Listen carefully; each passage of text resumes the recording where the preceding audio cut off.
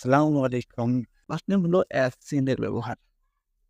Async এর ব্যবহার। তারপর এই ভিডিওগুলো শর্টকাট হবে। তুমি প্রশ্ন দেখা মাত্রই বুঝবা কখন অ্যাজ হবে, কখন চেঞ্জ, কখন অন্যান্য কানেক্ট হবে। যদি তুমি খুবই দুর্বল হয়ে যাও, তবু আমি জানিয়েছি তুমি তাদের ৩ টা প্রশ্ন কমন পাবেই। তবে তোমাদেরকে ভিডিও দেখতে হবে। প্রশ্ন তুমি কমন পাবে ইনশাআল্লাহ। অ্যাসিন এর ব্যবহার। অ্যাসিন মানে কারণ বোঝাবে। কি বোঝাবে? কারণ এখানে দেখো আমি শর্টকাট যদি বলি সেটা হলো কি ১ম এ গ্যাপ থাকবে। ২ টা সেন্টেন্স থাকবে। বা সেন্টেন্স ২ টা সেন্টেন্স থাকবে এবং মাঝে অবশ্যই কমা থাকতে হবে এবং ১ম সেন্টেন্সের সামনে কি থাকবে? গ্যাপ থাকবে। আমি যদি আমার মন যা চাইতে পারি। খেয়াল করবেন এক্সাম্পল হচ্ছে thus he is a liar, comma everyone hates him. Everyone hates him. আমি যদি এক্সাম্পল দেওয়ার পরে thus he is a liar, everyone hates him. এখন দেখো লায়ার মৃত্যুক, হেটস ঘৃণা করা। মৃত্যুককে ঘৃণা করে। এই তো কারণ, তাই না? সো কি হবে? As since, as since. ঠিক। দোবলদ, দোবলদার ব্যবহার। ওকে, দলদল কিভাবে অবশ্যই বিপরীত হবে। বিপরীত বলতে কি? এখানে আমি একটি কথা বলে রাখি। দল এমন একটা জিনিস যার দ্বারা যেটা সম্ভব না সেটাই সম্ভব। যার দ্বারা যেটা সম্ভব না সেটাই কে সম্ভব করে, কার কাজ? দল কাজ। নিয়ম একই। গ্যাপ, সেন্টেন্স, কমা সেন্টেন্স আকারে থাকলে দো অথবা অল দো হবে। শর্ট নিয়ম, শর্টকাট। কথা হলো কোনটা কোন হবে? যদি কারণ বোঝায়, যদি একই সেন্টেন্স হয় তাহলে অবশ্যই অ্যাজ সেন্স, আর যদি ভিন্ন ভিন্ন হয় তাহলে দো বল দো। যার দ্বারা যা সম্ভব না সেটাই কি? সম্ভব কার কাজ? অন্তরের কাজ না, দোলদার কাজ। ওকে, সো দেখো gap, you are good student, comma you make a bad figure in your exam. এই বাক্যটা কাকে দেখো? You are good student, student you make a bad figure in your exam. Good স্টুডেন্টের কাজ কি? ভালো রেজাল্ট করা। গুড স্টুডেন্ট কখনো খারাপ রেজাল্ট করে না। যারা খারাপ খারাপ রেজাল্ট করে তাদেরকে গুড স্টুডেন্ট বলা হয় না। সো এখানে গুড স্টুডেন্ট খারাপ রেজাল্ট করছে। কি করে?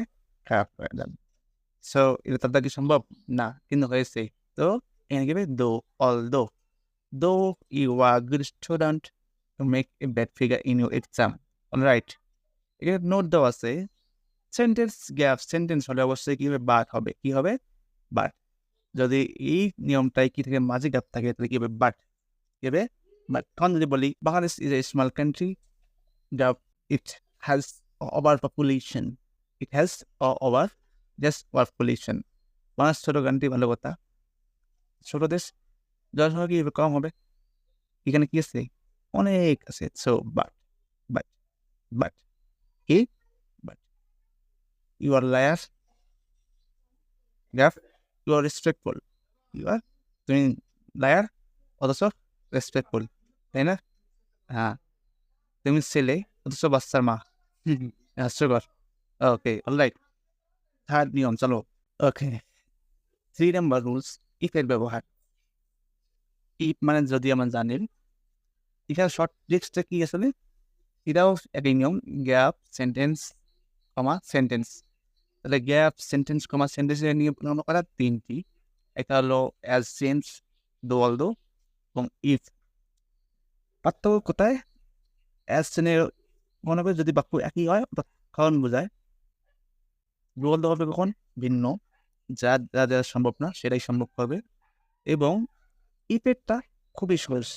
সেকেন্ড সেন্টেন্সে কিন্তু একটা মরাল ভাব থাকবে। মরাল ভাব। তোমরা কারা, কারা মরাল ভাব জানো না?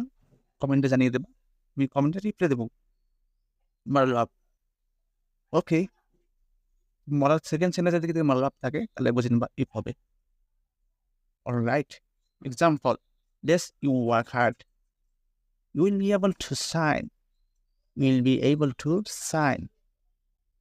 You work hard, so কি হবে? if you work hard, if you work hard, যদি তুমি পরিশ্রম করো, you will shine, you will be able to shine.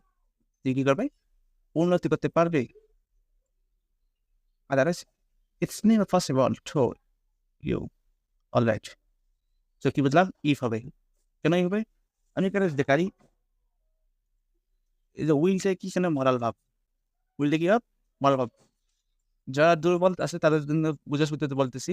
এখানে দেখো dash you work hard sentence comma sentence আছে সো কীভাবে আমার ভিডিওটি বড় হয়ে যাচ্ছে খুব ওকে আমাদের নিয়ম মোট 15টা